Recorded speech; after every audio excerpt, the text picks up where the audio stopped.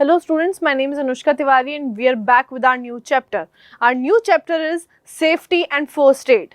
Class 5th का जो हमने चैप्टर पिक किया है ये अगेन बहुत ही सारी जनरल पर्सपेक्टिव बेसिस पर है. सेफ्टी एंड फर्स्ट एड क्यों रिक्वायरमेंट होती है कहीं भी सेफ्टी और फर्स्ट एड की, why safety measures are to be taken at a place, और फर्स्ट एड किस जगहों पे हमें किस लेवल तक काम आ सकता है. तो ये जो टॉपिक है वो बहुत ही फैमिलियर चीज़ों से रिलेटेड है. अगर आप कहीं स्पॉट पे जा रहे हैं या कहीं पे कोई डिजास्टरस चीज़ हो गई या एक्सीडेंट हो गया है तो वहाँ अपना कैसे आप प्राइम कंसर्न दिखा सकते हैं, अपना कैसे वहाँ पे एज अ रिस्पॉन्सिबल सिटीजन आप शो कर सकते हैं अपनी प्रेजेंस. तो इस चैप्टर में हम वही पढ़ेंगे कि हम कैसे कैसे अलग सिचुएशंस में किसी भी विक्टिम या सर्वाइवर को वहाँ पे फर्स्ट एड प्रोवाइड कर सकते हैं. इसके डिफरेंट टाइप्स भी होंगे, किस तरीके का वहाँ पे एक्सीडेंट हो सकता है, क्या उसके इम्पैक्ट हो सकते हैं और हमें किस तरीके से अपना काम करना है. Because we are non professionals, so we have to be very precautious with the things we are using as their first aid. So let's see what is there in it. Okay, safety rules and first aid. सबसे जो पहला topic है वो है हमारा safety rules. क्या क्या safety rules होने चाहिए and first add. Second is wounds. Wounds अगर कहीं पे चोट लग रही है तो उसको हमें कैसे प्राइमरी लेवल पे वहाँ पे करना चाहिए प्रॉपर वे में use. Next is fractures. Fractures जब हो जाते हैं तो इनिशियल लेवल पे कैसे बैलेंस रखना है उस बॉडी पार्ट का सो दैट वो आगे जाके सिवियर कॉज ना करे किसी भी तरह की सिवियरिटी. बर्न्स, कहीं पे अगर जल जाता है या कहीं पे आग जैसा कुछ एक्सीडेंट हो जाता है, आगजनी का या कुछ भी, तो वहाँ पे किस तरीके से हम प्राइम फर्स्ट एड दे सकते हैं. एनिमल बाइट, किसी एनिमल ने बाइट कर दिया है या वो वैक्सीनेटेड नहीं था एनिमल, तो किस तरीके से प्राइमरी लेवल पे वहाँ पे हेल्प की जा सकती है. स्नेक बाइट्स आई थिंक बहुत ही वर्सेटाइल, हम कह सकते हैं बहुत ही ज़्यादा डेंजरस वे है. इसको क्योर करना बहुत इजी नहीं होगा, बट प्राइमरी लेवल पे हम ऐसा क्या कर सकते हैं कि उस स्नेक बाइट के बाद हम बचा सकें उस पर्टिकुलर पर्सन को. पॉइजनिंग, अगर किसी को पॉइजनिंग हो रही है, पॉइजन उसकी बॉडी में अटैक कर चुका है, तो कैसे वहाँ पे वो प्रॉपर उसके लिए फर्स्ट एड यूज़ हो सकता है. फायर सेफ्टी, कहीं पे डिजास्टर हुआ है या आग लग गई है तो उस आग वाली जगह से कैसे उन्हें प्रॉपर तरीके से सुरक्षित बाहर निकाला जा सकता है और क्या हम अपनी तरफ से सेफ्टी मेजर्स उन्हें प्राइमरी लेवल पर दे सकते हैं. Fire fighting, some safety rules, again some of the safety rules are again prepared in it.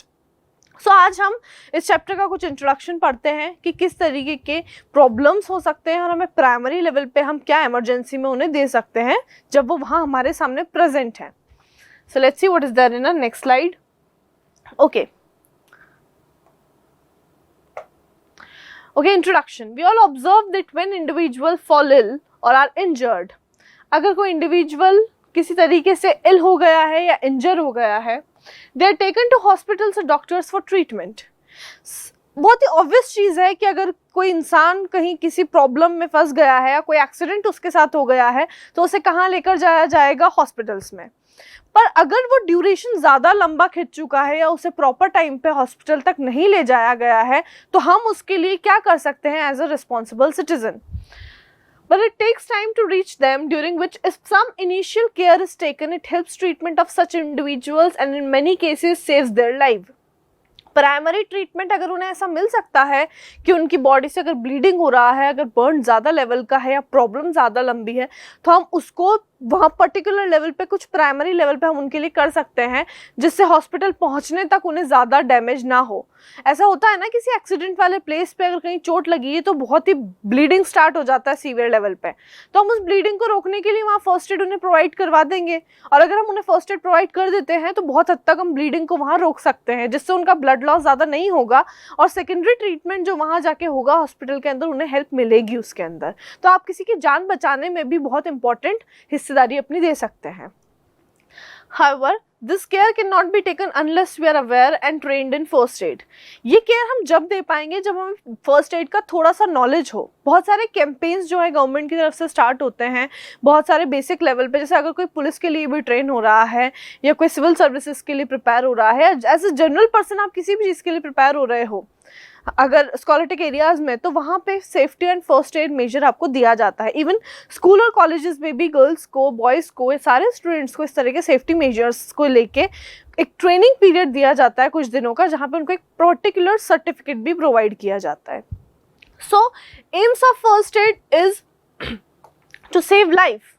सबसे पहला और मेन एम है फर्स्ट एड का किसी की जिंदगी को बचाना, to save their life, to prevent further injury, आगे किसी भी इंजरी को बचाना इनका बहुत ही इंपॉर्टेंट एम होता है।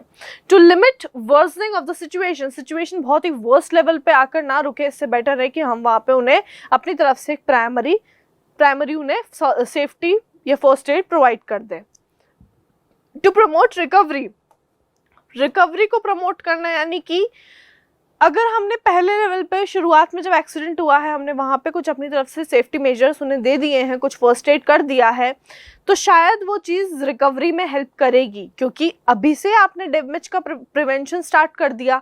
अब प्रिवेंशन स्टार्ट हो चुका है तो डॉक्टर का कुछ % काम वहाँ पे कम हो जाएगा, खत्म नहीं होगा, कम हो जाएगा, एंड वो अपना सेकेंडरी ट्रीटमेंट वहाँ से स्टार्ट कर सकते हैं। What does first aid means? First aid का मतलब होता क्या है, क्या होती है फर्स्ट एड? पहली एड जो हम उन्हें दे रहे हैं is the provision of initial care. Initial यानी कि शुरुआती, इनिशियल यानी कि स्टार्टिंग में। ऐसा होता है ना कि कहीं एक्सीडेंट प्लेसेस पे बाद में जो विक्टिम या जो भी एक्सीडेंट जिनका हुआ है उनकी फैमिली से बात करने पे पता लगता है कि शायद हमारे बच्चे को या शायद हमारे इस पर्टिकुलर रिलेटिव को प्राइमरी लेवल पे कुछ हेल्प मिल जाती तो आज वो हमारे बीच में होते। तो प्राइमरी लेवल जो इनिशियल लेवल हेल्प है वो बहुत इंपॉर्टेंट होती है किसी भी एक्सीडेंटल एरिया या किसी भी मेजर एक्सीडेंट्स में। तो ये चीज़ हम इसके लिए पर्टिकुलर इनिशियली हमें ट्रेन होना ज़रूरी है, क्योंकि एज अ सिटीजन हो सकता है कि किसी और की हम मदद कर रहे हैं, कल से हमारे साथ इस तरह की चीज़ ना हो, बट हो सकती है। So can be possible. Usually performed by a non expert person to a sick और injured person until appropriate medical treatment can be accessed in a hospital or by going to a doctor. Generally non-expert person इस चीज़ को करता है किस पर? सिक या unhealthy person पे, जिसको एक्सीडेंट या फिर विक्टिम जिस पर एक्सीडेंट हुआ है। Consist of a series of simple and in some cases potentially life-saving techniques that an individual can be trained to perform with minimal equipment. बहुत ही कम इक्विपमेंट यानी कि बहुत ही लेस इक्विपमेंट, लेस सुविधा के साथ हम उसको ये सेफ्टी फर्स्ट एड देंगे। ऑब्वियस बात है कि अगर कोई हाईवे पर जा रहा है और उसका एक्सीडेंट हुआ है तो उस जगह पे उसे वहाँ पे सब कुछ नहीं मिल सकता है।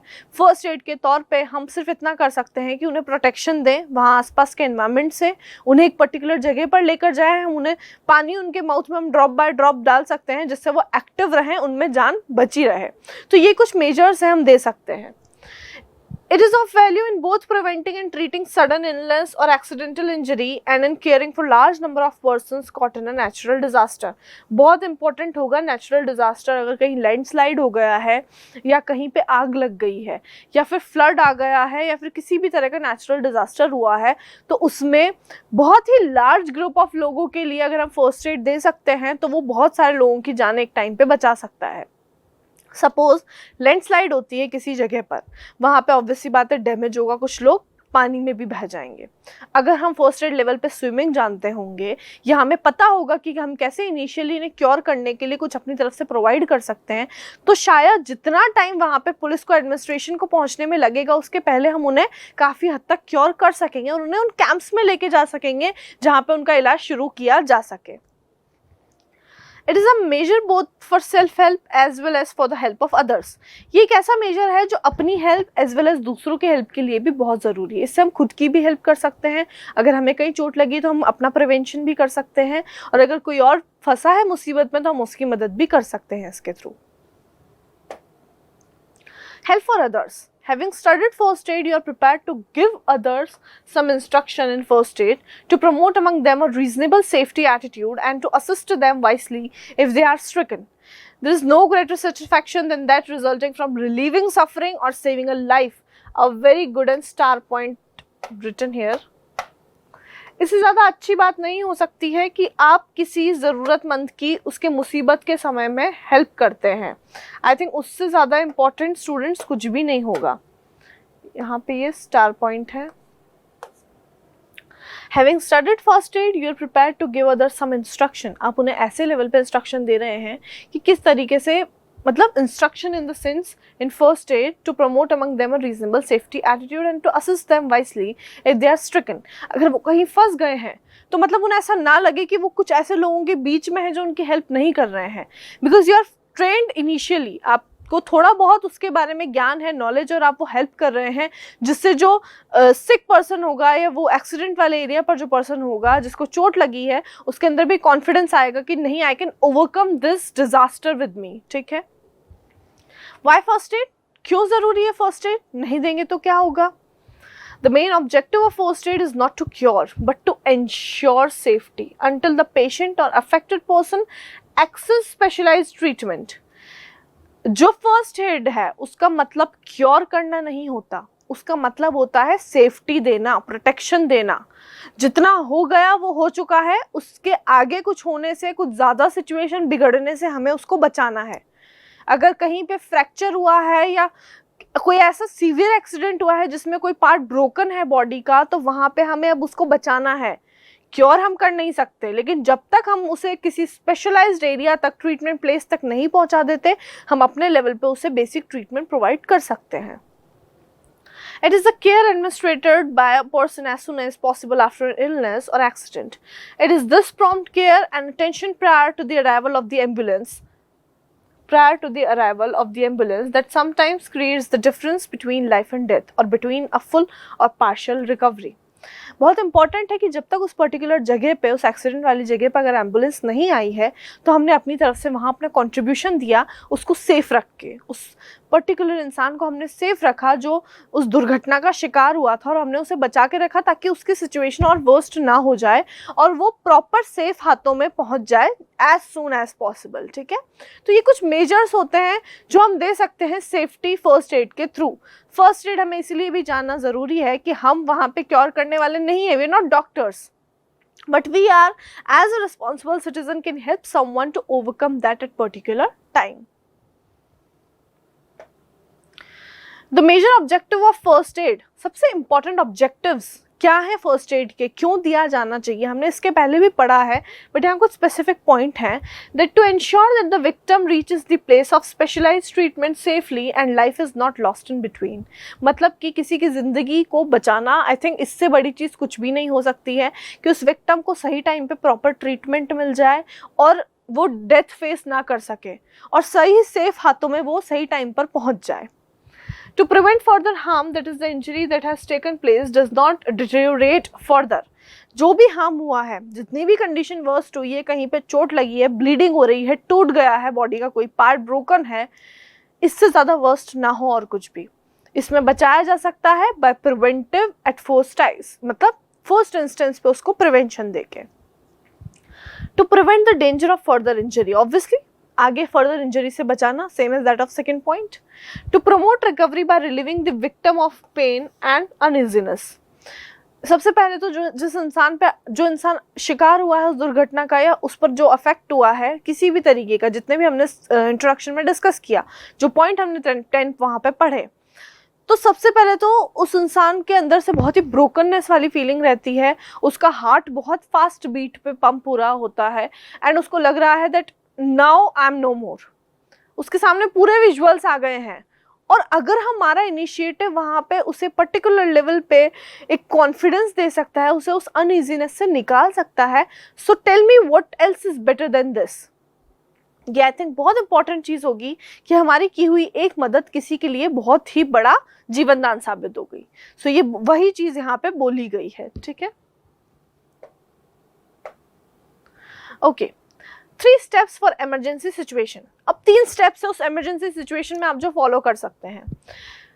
मिटिगेशन, ये एक चार्ट है जिसने बताया है कि कैसे प्राइमरी लेवल पे वर्क कर सकते हैं, या मैं यहाँ पे लिख देती हूँ, how to work at primary level.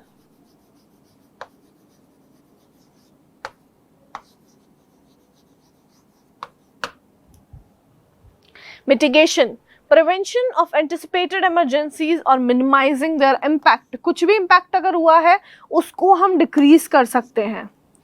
Preparedness, preparation to address an emergency. उस इमरजेंसी के लिए हम तैयारी करवा सकते हैं, हम पहले से ही अलर्ट प्रोवाइड कर सकते हैं कि अब इस तरह का पेशेंट वहाँ जाने वाला है और हमने इसे इस तरह के प्रिकॉशन ऑलरेडी दे दिए गए हैं, B ready for the second treatment. Recovering in the short, intermediate and long term from an emergency. After preparedness there is response. Responding efficiently and safely to an emergency. जिस person का जो भी response रहा है, हमने क्या किया है, एफिशिएंटली रिस्पॉन्ड करके उस जगह पर और उसको एक सेफली इमरजेंसी प्लेस से पहुंचाया है। उस पर्टिकुलर पर्सन को हमने बहुत ही सेफ्टी प्रोवाइड करके प्रिपेयर किया है। Now it's time for emergency and you have to be ready for it. ठीक है, हमने यहाँ पर भी उस पर्सन को भी एंड जो आगे एडमिनिस्ट्रेशन उससे संभालेगा उसको भी हमने बता दिया है that we are prepared them to heal और to recover from that injury. Recovering in the short, intermediate and long term from an emergency. क्या किया है, अब हमने रिकवरी के लिए भी वहाँ चांसेस दे दिए हैं उसे। इससे क्या होगा, वो पहले ही कुछ % काफ़ी हद तक रिकवर हो जाएगा। तो आप देख सकते हैं ना कि किसी की हुई एक छोटी सी मदद ने कितनी सारी चीज़ें, कितनी सारी इंटरकनेक्टेड चीज़ों पर वहाँ एक्टिवली काम किया है। तो 3 स्टेप्स हैं यहाँ पे इमरजेंसी सिचुएशंस की। If you encounter an emergency situation follow these 3 basic steps. अगर आप किसी भी इमरजेंसी सिचुएशन में हेड ऑन करते हैं तो पहले इन 3 बेसिक स्टेप्स पर ध्यान दीजिए। पहला है check the scene for danger. किस तरह का सीन वहाँ पे प्रेजेंट है, चेक द सीन। अगर वहाँ पे कोई डिजास्टर है या वहाँ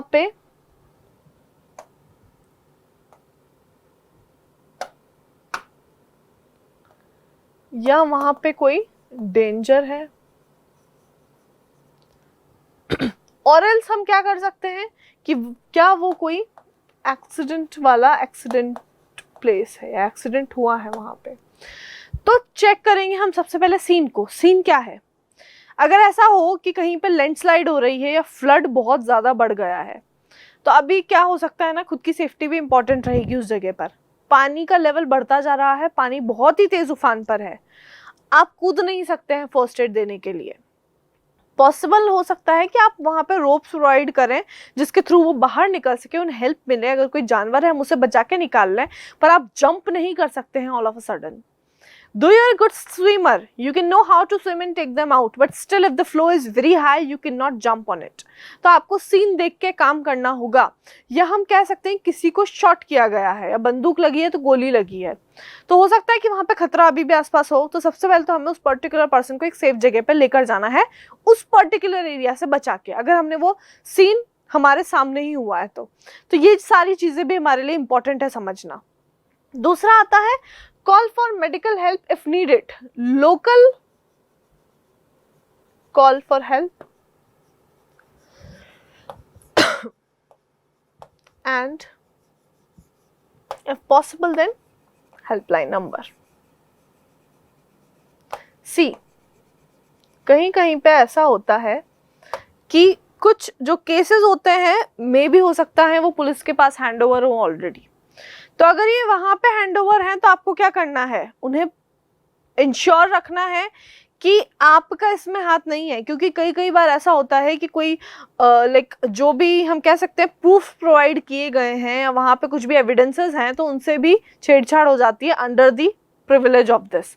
तो इससे बचना है, हमें समझना है कि मेडिकल हेल्प के लिए हम कॉल कर दें, जैसे हमें दिख रही है वहाँ पे सिचुएशन, हम मेडिकल हेल्प के लिए कॉल कर दें, हम लोकल एरिया के इमरजेंसी हेल्पलाइन नंबर पर कॉल कर दें, जिससे हमारे ऊपर सेकेंडरी लेवल पर कोई बात ना आए। उसके बाद हम उसे दें cure, no issue, but simultaneous tangential काम करना है उस पर हमें वहाँ। ठीक है, प्रोवाइड केयर। ऑब्वियसली सिचुएशन को भांप लिया है, समझ लिया क्या हुआ है, अब केयर तो देनी ही है। ये तो आई थिंक सबसे इम्पॉर्टेंट चीज़ है। जो भी इंसान है अगर वो कहीं पे हमारी मदद की उसको ज़रूरत है तो वो तो हम प्रोवाइड करेंगे ही। तो provide that person a particular care to ensure their safety and first aid. ठीक है, तो स्टूडेंट्स जो आज का जो टॉपिक था उसमें कुछ ऐसा इंट्रोडक्शन हमने दिया था सेफ्टी रूल्स और फर्स्ट एड से रिलेटेड कि बेसिकली होते क्या हैं। अब इसमें हम पढ़ेंगे कि किस तरीके के यहाँ पे प्रॉब्लम्स क्रिएट हो सकती हैं, क्या सीन हो सकता है हमारे सामने, एनिमल ने बाइट किया है या नेचुरल डिजास्टर है, पॉइजनिंग हुई है, वुंड्स है, फ्रैक्चर है, एक्सीडेंट है। तो बहुत सारे सब टाइप्स हमने इसके पढ़े हैं, तो हम इंडिविजुअली हर एक लेक्चर में उसको स्टडी करेंगे। So students, see you soon in the next topic and I hope आपको ये टॉपिक समझ आया होगा कि हम किस चैप्टर से अब नेक्स्ट इनकाउंटर होने वाला है। So see you in the next slide and अगर कोई प्रॉब्लम है तो let us know in the comment section.